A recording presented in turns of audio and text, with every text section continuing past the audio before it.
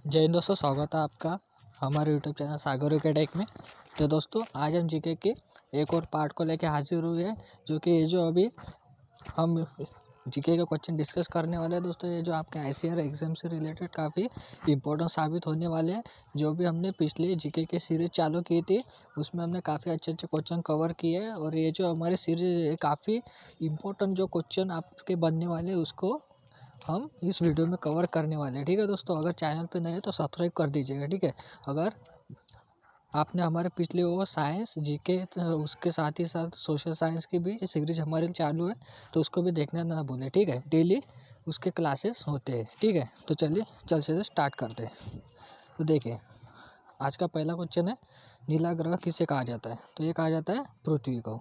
Next question है, विश्व में सबसे बड़ा पात कौन सा है? तो हो जाएगा आपका ग्रैंड कुलीपात। अभी आप बोल रहे होंगे दोस्तों कि आप यहाँ पे ऑप्शन क्यों नहीं रखते। देखिए दोस्तों, ऑप्शन रखने का कारण तो कोई बनता नहीं है, क्योंकि आपको पिक तो एक ही आंसर करना है। ठीक है, क्योंकि अगर ये आप ऐसा वन लाइनर ही पढ़ेंगे तो आपके दिमाग में पूरा तरह से छप जाएगा। ठीक है, इसलिए मैं वन लाइनर ही आपके लिए लाता हूँ। ठीक है, तो चलिए नेक्स्ट क्वेश्चन देखते हैं। चीनी यात्री फाहियान किसके शासनकाल में भारत आया था? तो आया था चंद्रगुप्त द्वितीय के शासनकाल में।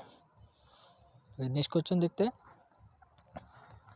सिखों के 9वें गुरु तेग बहादुर की हत्या किसने करवा दी? तो ये करवा दी थी किसने? औरंगजेब ने।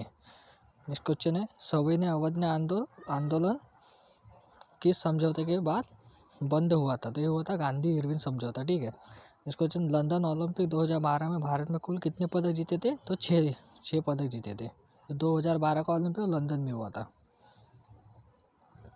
अगर आपको समझ लो, अभी अभी पूछे कि भारत ने जो अभी ओलंपिक हुआ था, ठीक है, कहाँ पे? टोक्यो में। अगर आपको पूछ लिया जाए कि टोक्यो में जो ओलंपिक हुआ था पैरा ओलंपिक, ठीक है, तो जो पैरा ओलंपिक उसमें भारत ने कितने पदक जीते हैं? तो 19 पदक जीते। ठीक है, कौन सा? 19 पदक उसमें भारत ने जीते हैं। ठीक है, नेक्स्ट क्वेश्चन देखते हैं, महात्मा गांधी द्वारा भारत छोड़ो आंदोलन कब किया गया था? तो वो किया था 1942 में। भारत के संविधान का भाग 4 किसके बारे में बताता है? ये बताता है नीति निर्देशक सिद्धांत। आपको भाग भी पूरे याद होने चाहिए दोस्तों। जो भाग 3 है आपको मूलभूत अधिकार बताता है। ठीक है, मूलभूत अधिकार भाग अगर 4 पूछे तो नीति निर्देशक सिद्धांत जो अभी इस क्वेश्चन में बताया है। ठीक है, तो ये भी भाग पे आप याद कर लीजिए। ठीक है, अगर वो हमने पिछले वीडियो में जो संविधान के भाग है उसको भी कवर किया है, अगर नहीं देखा तो उसको भी वॉच कर लीजिएगा। ठीक है, नेक्स्ट क्वेश्चन देखते हैं, किसको डॉक्टर आम्बेडकर जी ने संविधान का हृदय और आत्मा कहा था? तो वो कहा था जो आपका संवैधानिक उपचार का अधिकार है उसको बाबा साहब आम्बेडकर जी ने संविधान का उपचार का अधिकार को कहा था। ठीक है, संविधान का हृदय और आत्मा।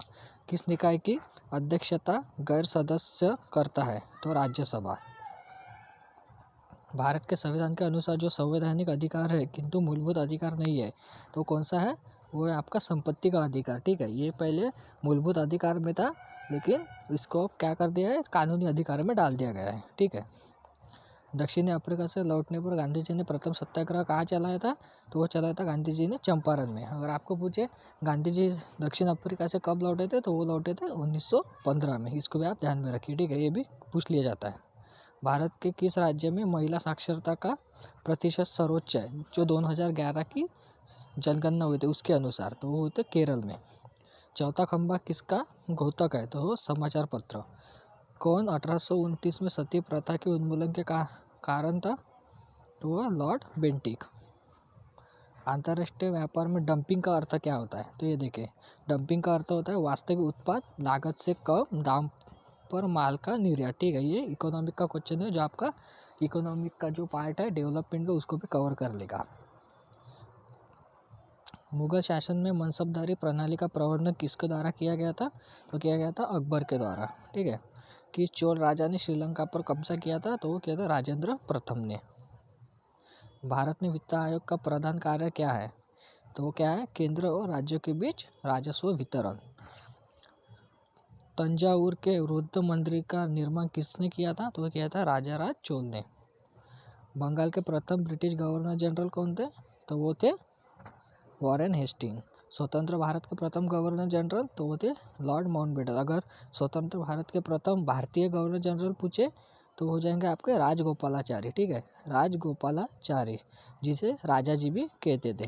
ठीक है, नेक्स्ट क्वेश्चन देखें, स्वतंत्र भारत के प्रथम कमांडर इन चीफ तो वो थे आपके रॉय बूचर। प्रथम प्रधानमंत्री थे जवाहरलाल नेहरू, सभी को पता होगा। प्रथम राष्ट्रपति डॉक्टर राजन। फील्ड मार्शल वो थे मानेकशॉ। भारत के प्रथम भारतीय गवर्नर जनरल श्री राजगोपालाचारी, जो हमने ऊपर ही आपको बता दिया है। प्रथम भारतीय ICS अधिकारी तो कौन थे? सत्येंद्रनाथ टैगोर जो थे आपके ICS अधिकारी थे प्रथम। नेक्स्ट क्वेश्चन है वायसराय एग्जीक्यूटिव काउंसिल के प्रथम भारतीय सदस्य कौन थे? तो वो थे आपके SP Sinha ji. English channel तैर कर पार करने वाली प्रथम भारतीय महिला, माफ करना दोस्तों, प्रथम भारतीय कौन थे? तो Mihir Sen. Pygmy deposit scheme किस बैंक की प्रचलित योजना है? तो वो है आपकी सिंडिकेट बैंक। क्वेश्चन है भारत का पहला व्यावसायिक बैंक जिसका स्वामित्व व प्रबंधन पूर्णतः भारतीयों के पास था तो वो कौन सा था? Central bank of India. ठीक है, central bank of India CBIB। ठीक है, भारत का सबसे अधिक शाखाओं वाला बैंक तो कौन सा है? तो वो है आपका स्टेट बैंक ऑफ इंडिया, सबसे अधिक शाखाओं वाला। नेक्स्ट क्वेश्चन है पहला भारतीय बैंक जिसका प्रारंभ पूर्णतः भारतीय पूंजी से हुआ था तो वो था आपका पंजाब नेशनल बैंक। भारत में कार्यरत निजी क्षेत्र का सबसे बड़ा बैंक तो वो है आपका ICICI बैंक। जिस ऋण उत्पाद के लिए बैंकों द्वारा टीजर ऋण दिए जाते हैं वह है कौन सा है? तो वो है आवास ऋण। बैंकिंग शब्दावली IMPS का पूर्ण विस्तार क्या है? तो हो जाएगा आपका inter bank mobile payment service. Inter bank mobile payment service. भारतीय स्टेट बैंक का पुराना नाम क्या था? तो इंपीरियल बैंक ऑफ इंडिया। भारतीय रुपये को नई पहचान प्राप्त कब हुई थी? तो हुई थी आपका 15 जुलाई 2010 में।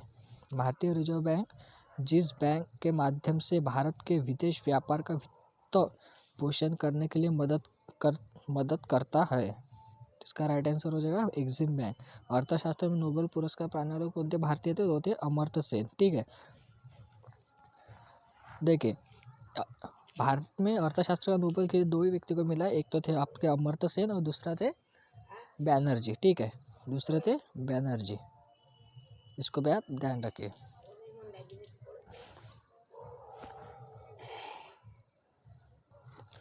नेक्स्ट क्वेश्चन देखते हैं भारत के प्रथम गृह मंत्री कौन थे? तो वो थे आपके सरदार वल्लभ भाई पटेल।